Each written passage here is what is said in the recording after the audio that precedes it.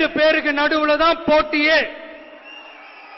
ஒன்னு டிவிகே, இன்னொன்னு டிஎம்கே.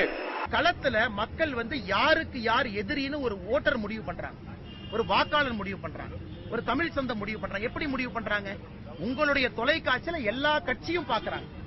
கட்சி ஆரம்பிச்சு எத்தனை முறை வெளியே வந்தீங்க, எத்தனை முறை ஏசி காரை தாண்டி வெளியே வந்தீங்க, எத்தனை முறை மண்டபத்துல மீட்டிங் போட்டீங்க, வீரவசனம் மட்டும் பேசுறாங்களா, வாய்ச்சவடால் விடுறாங்களா, சினிமா டயலாக் பேசுறாங்களா? இது ஒரு கட்சி. களத்துல வேலை செய்யறாங்களா, பிரச்சனைக்கு தீர்வு கொடுக்கறாங்களா, மக்களோடு மக்களா நிக்கிறாங்களா? இது ஒரு கட்சி.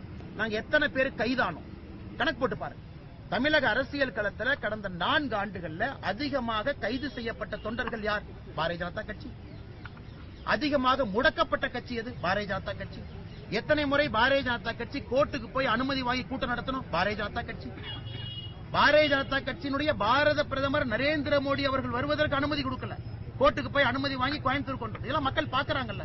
மாண்புமிகு திரு மோடிஜி அவர்களே, என்னமோ உங்க பேரெல்லாம் சொல்றதுக்கு எங்களுக்கு ஏதோ ஒரு பெரிய பயம் மாதிரியும். இன்னைக்கு இவங்க எல்லாமே யாருன்னா அரசியல்ல யார் சக்தி வாய்ந்தவராக இருக்கிறாங்க அவர்களை பத்தி பேசினா ஒரு மைலேஜ் கிடைக்கும்.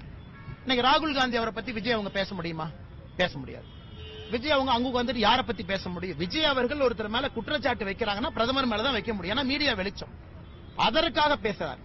டீலிமிட்டேஷன் என்ற பேர்ல தமிழ்நாட்டோட பார்லிமெண்ட் சீட்ஸ்லயும் கேள்வி கேட்க பாக்குறீங்க. சகோதரர் விஜய் அவருக்கு ஒரு சின்ன அரசியல் பாடத்தை எடுக்கிறார். 1973 கடைசியா டீலிமிட்டேஷன் நடந்த பொழுது, இப்ப நம்ம டீலிமிட்டேஷன் 2026 பேசுறோம். 1973 டீலிமிட்டேஷன் நடந்த போது சகோதரர் விஜய் நல்லா அவங்க கேட்டுக்கணும் அண்ணன், ஏன்னா சில அரசியல் புரிதல் அவருக்கு இருக்கணும். அன்னைக்கு இந்தியாவுடைய லோக்சபா சீட் 525 இருந்து 545 உயர்த்தப்படுகிறது. 1973 20 சீட் உயர்த்துறாங்க. 20 சீட்ல தமிழ்நாட்டுக்கு எவ்வளவு கிடைச்சது? 0. அப்ப 20 சீட்டு உயர்த்தியும் 1973 தமிழ்நாட்டுக்கு ஒரு சீட்டு கூட 73 கிடைக்கல.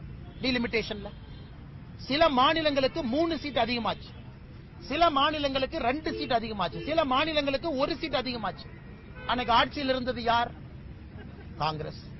தமிழ்நாட்டில் ஆட்சியில் இருந்தது யார்? திராவிட முன்னேற்ற கழகம். அம்மையார் இந்திரா காந்தி அவர்கள் கூப்பிட்ட அனைத்து கட்சி கூட்டத்திற்கு தமிழகம் சார்பாக 73 கூட்டத்துக்கு போனது யார்? கலைஞர் கருணாநிதி ஐயா. அன்னைக்கு திமுக டீலிமிட்டேஷன் கமிஷன் மீட்டிங் 1973 போய் இந்தியாவினுடைய லோக்சபா சீட் 20 உயர்த்தப்பட்ட பொழுது கலைஞர் ஐயா தமிழ்நாட்டுக்கு ஒரு சீட்டு கூட வாங்கி கொடுக்கல. அப்ப நாயப்படி விஜய் அவர்கள் குற்றச்சாட்டு வைக்கிறார்னா யாரு மேல வைக்கணும்? இதற்கு முன்னாடி டீலிமிட்டேஷன் நடந்த பொழுது ஆட்சியில யார் இருந்தாங்க? அப்ப தண்ணி விஜய் அவர் யாரு காட்டணும்? காங்கிரசுக்கும் திமுகவும் காட்டணும். கொள்ளையடிக்கிறதுக்காக உங்களோட, அதாவது பாஜகவோட மறைமுக அரசியல் கூட்டணி. நான் சகோதரர் விஜய் அவர்கள் ஒரு விஷயத்தை உணர்ந்தோம். ரெட் ஜெயின் மூவிஸ்க்கு திறப்பு விழா நடத்தினதே சகோதரர் விஜய் தான். குருவி படத்துல சகோதரர் விஜய் அவர்கள் தான் ரெட் ஜெயின் மூவிய தமிழ்நாட்டு மக்களுக்கு அறிமுகப்படுத்தினார். இதான் ரெட் ஜெயின் மூவி, முதல் படமே நான் தான். சகோதரர் விஜய் அது மட்டும் இல்ல, ரெட் ஜெயின் மூவி பீஸ்டா